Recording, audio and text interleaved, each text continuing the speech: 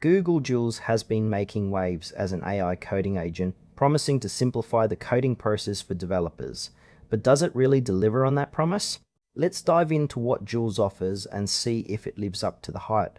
Google Jules is designed to assist developers by generating code snippets, suggesting optimizations, and even helping with debugging. The interface is clean and user-friendly, making it accessible for both seasoned pros and those just starting out.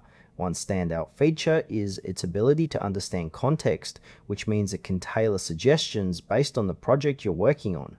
However, the documentation around Jules feels a bit thin. While it claims to support multiple programming languages, the specifics on how well it performs with each are vague. Users might find themselves wondering about the depth of its capabilities. The integration with Google's other tools is a plus, but it's not always clear how seamless that process is.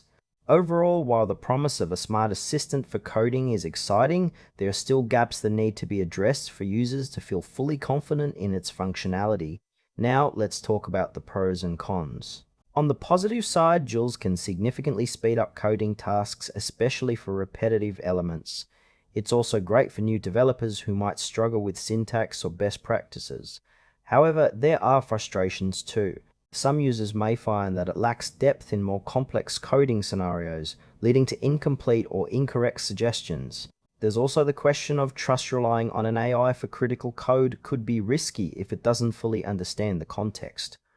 Pricing details are not entirely clear either, which might deter some potential users. This tool seems best suited for beginners or those looking for quick fixes rather than seasoned developers tackling intricate projects. In conclusion, Google Jules has potential, especially for those new to coding or looking to streamline their workflow. However, seasoned developers might find it lacking in depth.